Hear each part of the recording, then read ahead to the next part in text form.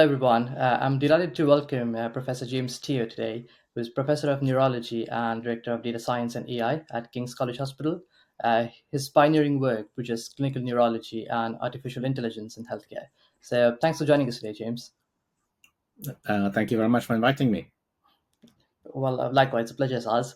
So, diving deeper into the questions itself. So, your path from clinical neurology to becoming a leader in healthcare AI is quite fascinating. Could you walk us through some of the key moments that led you to combine these two different fields? Actually, they kind of traveled in parallel. So the neurology practice in clinical neurology and stroke uh, was just a job that I did for the hospital, which I see for patients. But in terms of the movement towards I started off with working on data, right, and informatics, but not within my specialty alone. I worked it across all diseases for the whole hospital. So I was working on the informatics infrastructure for the hospital and the EHR to analyze it, and through that, access to what a decade ago would have been called big data. Now involves AI and security environments. All of that was happening in parallel to a clinical career. The clinical career hasn't really interacted very much with the AI big data space, other than by me supporting colleagues who want to work on data. If anything, I think that's actually helped the career progress, really, because I thought beyond. I was able to think beyond a single disease area or specialty. Yeah, that absolutely makes sense. Just a bit more about that. So, your work with Coxstack particularly has demonstrated real clinical value, particularly in the examples of atrial fibrillation patients. So, could you explain what Coxstack is for someone who's listening and how it's changing the Sure. patient So in practical terms? Sure. In 2015, we were working with text data from electronic health records data, and back then, text data was in healthcare was considered a strange thing to focus on. People were working on standardized data or standardized databases or registries, whereas we worked on technologies to analyze text. And so by working on technology, analyze text, we understood that most of the data in hospitals or in healthcare was actually text. It was not coded data. Yeah. And so we were able to analyze large swathes of data very easily. And then we were able to begin training AI to do the reading for us. So in atrial fibrillation, for example, this was back 7, 8 years ago. We were trying to show that we could detect patients with AF, but also to risk stratify them using AI rather than using traditional manual approaches. And this risk stratification just uses the same rating scales that doctors use, but instead of needing a doctor to read all the letters, we use an AI to do the reading and do the calculations. And so this was what we did quite a while back. And then obviously this is, I think, 2017-18. And then over time, I think large language models reached awareness for many people, and we've been working with large language models since 2020, really, when the pandemic hit. And so we were able to analyze large amounts of data during the COVID pandemic very easily relative to other hospitals, because we actually had earlier versions of large language models already 2 years before ChatGPT was launched. Yeah. Would you say Metcat was an early version of the same thing that it's state of the art Yeah, today? so MACAT is what I would call a small language model, and so it's designed is very suitable for hospital environments where perhaps we don't want to send the data out to high performance compute. So we were able to do that all locally, and we still use it now because the advantage of it over large language models is its explainability, Yeah. and it's much more the precision is much clearer and more reproducible. Yeah, yeah, that makes sense. So You've kind of touched upon this point, but as both a neurologist and a data scientist, how has your clinical background kind of influenced your approach to creating AI tools, specifically focusing on patient care rather than just adding a technological complexity? So I think my clinical background actually helped largely by me stepping back from research questions, Mhm. or building things which people don't really want or need. And so, as a frontline clinician, I was building things that doctors seeing patients on what need right now, rather than nice to haves. And that I think helped a lot in shaping my perspective. Because certainly a lot of innovators and researchers who work with informatics and AI often end up being working in research groups, but the research groups end up being a bit too narrow because they're focused on a particular disease or the particular specialty. Whereas I think because I approached it from a different angle, Mhm. there was no incentive for me to focus only on one disease.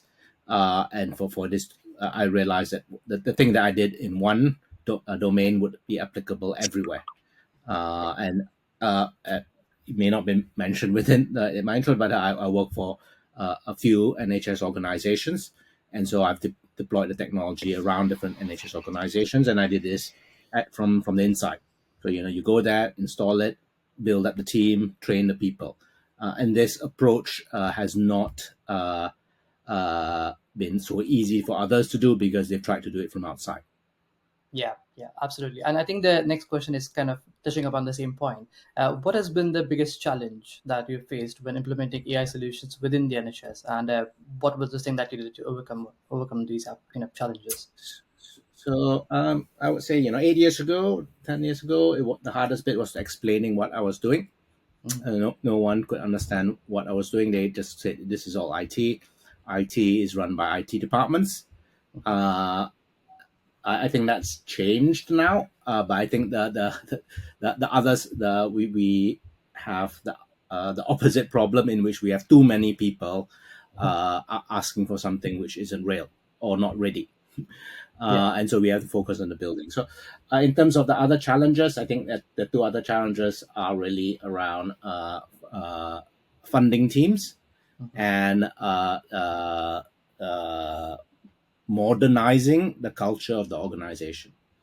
Yeah. So that's around governance, but also around greater sophistication about thinking about data, informatics, and AI. Mhm. I've tried to focus more on the conversation, less about AI actually than the infrastructure, Yeah. because I think the issue is there is quite a lot of push by lots of AI companies to sell AI products, but if the infrastructure isn't ready, there is no point. Or that you are buying things that you can't really use or use effectively, and so that's been the barrier. And obviously, a large element of that is going through the necessary bureaucracy and governance around the processes. And Mhm. I think one of the biggest barriers that AI has is a word that means different things to different people. Yeah. And so for one person, AI means machine learning and a research project. Another person, it means a large language model. Another person means a radiology AI app. A third person means something else. So I think that's actually the other problem. The last other kind of thing is around funding. So funding is often defined in the NHS is very tight. It's very hard to justify what you're doing in the back Mhm. because it doesn't easily tie very easily into patient care. But I mean, we've done this over the years steadily, but it's taken a lot of patience.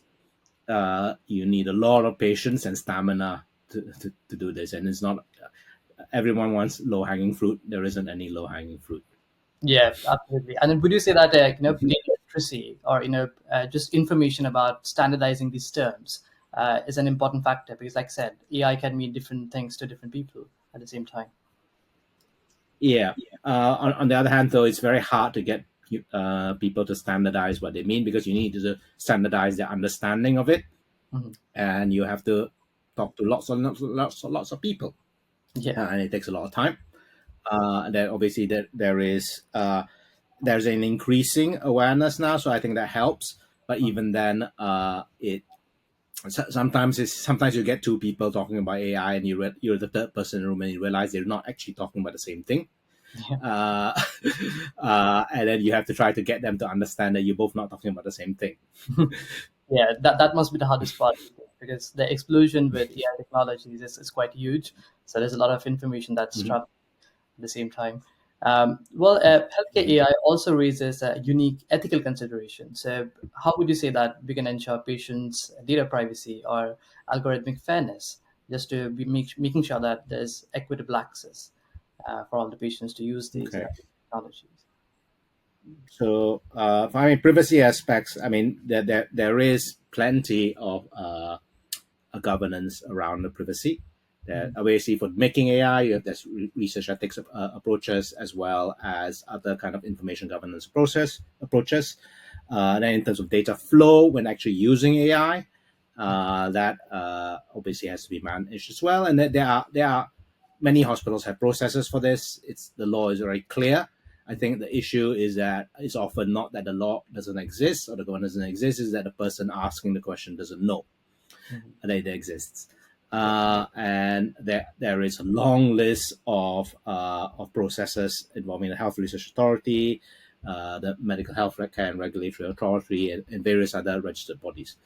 Mhm. In terms of other aspects around privacy, I think we have to remember that AI is just software, and Mhm. software can exist in the cloud or locally, and it's about where the software is and how it's controlled.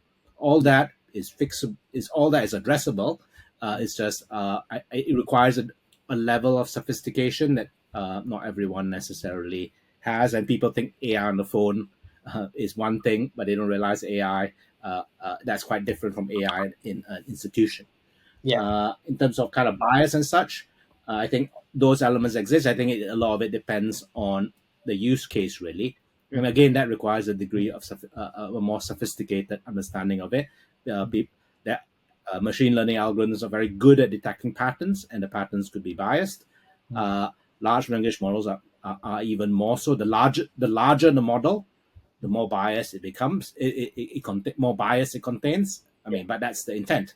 But then you have to kind of mitigate that, and that bit requires again people to have a more sophisticated understanding. You need the tools to measure it and the Mhm. tools to mitigate it.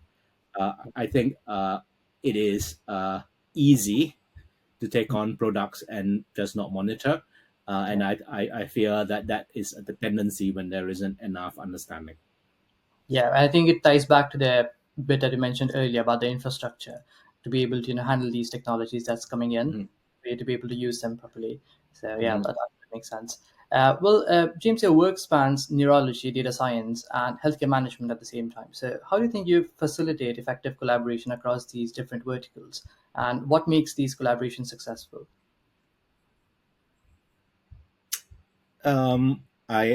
I would say that it's about finding win-win situations.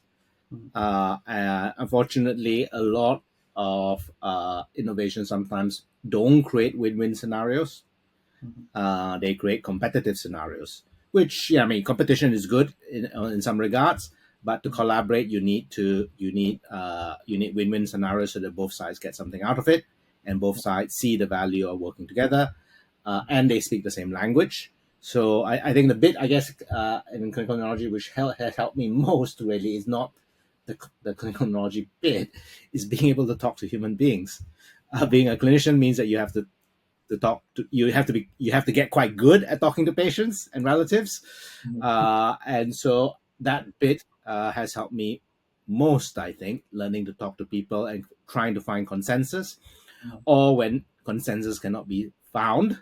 to work out how to navigate that, Mhm. having difficult conversations and all that. That's a very important aspect of Mhm. getting collaboration working. And I think, unfortunately, that isn't always the case because people end up working in the different verticals. Yeah. But you have to walk across the verticals, not just the verticals within those three strands, but verticals within between organizations as well, because each organization will have three of those strands at least, and you Yeah. have to kind of get them to talk to each other as well. Yeah, absolutely. Developing this common language is something that's at the root of it. Like you said, for to be able to just maintain that collaboration and a level of exchange of ideas at the same time. Looking ahead, James, to the next 5 years, which emerging AI applications would you say that excite you the most, and how might they transform patient care, in your opinion? Well, I can talk about there are realistic things that I can say in 5 years that I would like done.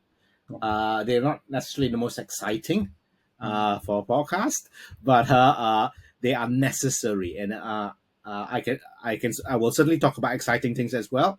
But Mhm. I think if we think too far about exciting things, we forget the basics. So Yeah. the basics is the foundations. We need to sort out our infrastructure, digital infrastructure, semantic infrastructure, data infrastructure, the culture of the organization, of different organizations, and such.